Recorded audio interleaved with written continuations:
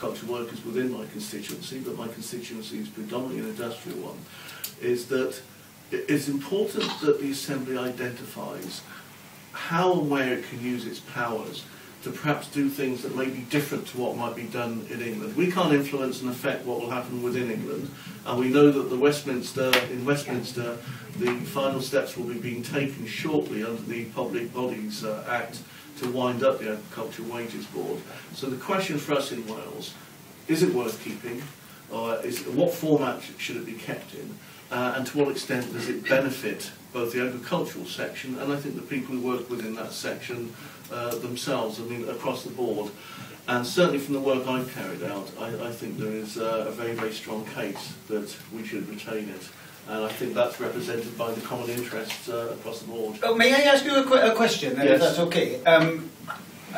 What interests us now, really, is what we can do within a timescale before it's abolished in England, and how urgent is the need to do something now, really? Well, my understanding is that in order for it to be abolished in Wales, the consent of the Welsh Government or the Welsh Assembly is required.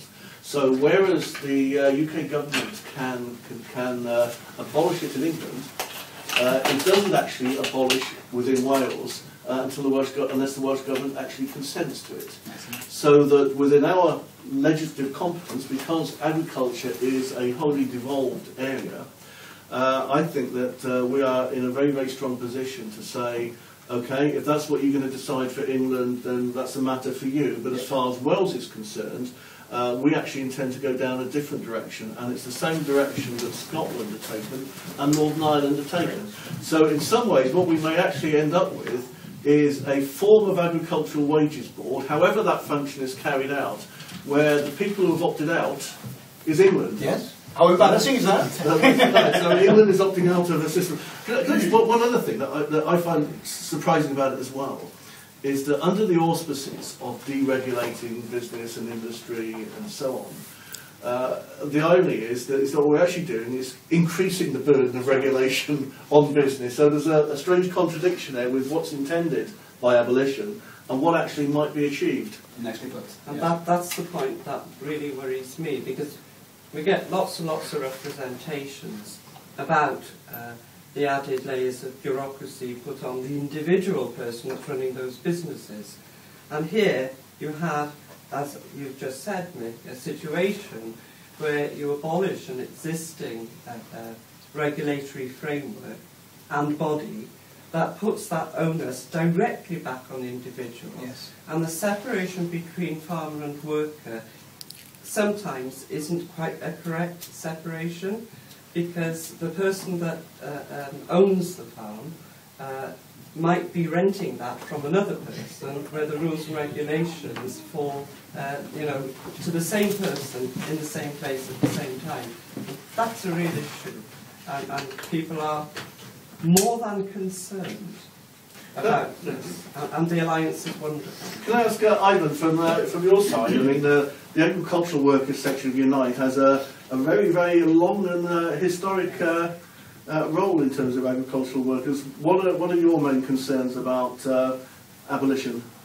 Well, the same as everybody else's, abolition will undoubtedly lead to a lowering of wages. It will undoubtedly lead to difficulties for farmers and ourselves when we have to try and negotiate on a farm-by-farm basis. I know that's not going to happen everywhere, but the fact is, where we have members, we will be having to negotiate with farmers if the Agricultural Wages Board is abolished. But the thing that really gets me is the idea that the Conservatives appear to have, and to a certain extent the NFU as well, the idea that it'll be okay. The national minimum wage is there. The national minimum wage was set up for people at the very bottom of the work pile, if you like, people that had no protection, people that were on really low pay. And here we have agriculture, a multi-billion-pound industry, and they're saying, oh, it's okay, you've got the national minimum wage. If I was NFU, I would be absolutely ashamed to be taking such a line.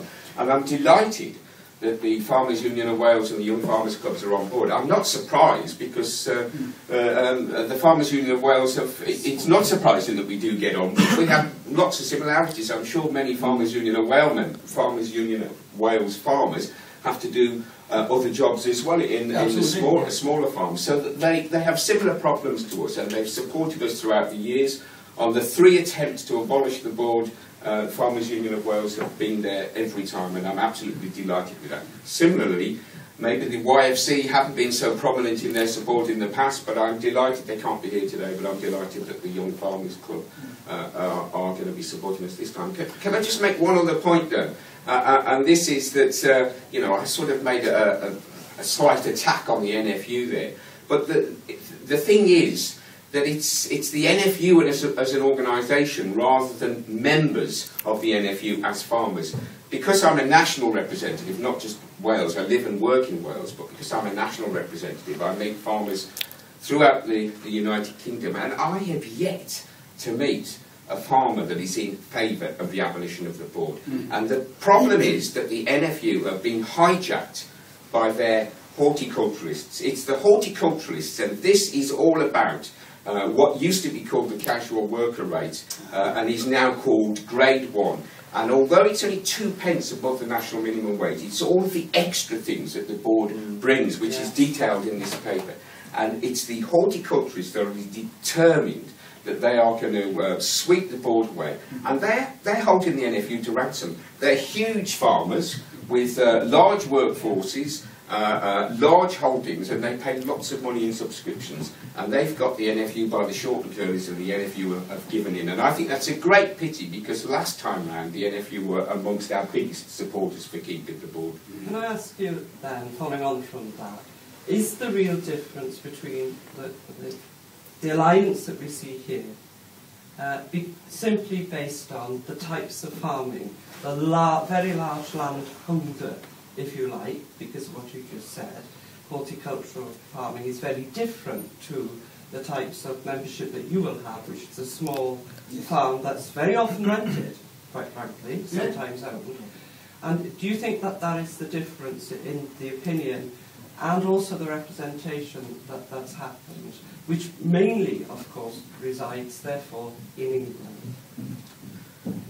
Do you want me to answer? I mean, that is exactly what I think is the situation. As I said, you know, I mean, most what we think of as ordinary farmers, livestock, arable farmers, whatever, mixed farmers, most of those farmers employ small numbers of people. The vast majority, of course, don't employ anybody on a full or part-time basis, but the big majority of farms employ five workers or less. But what we have is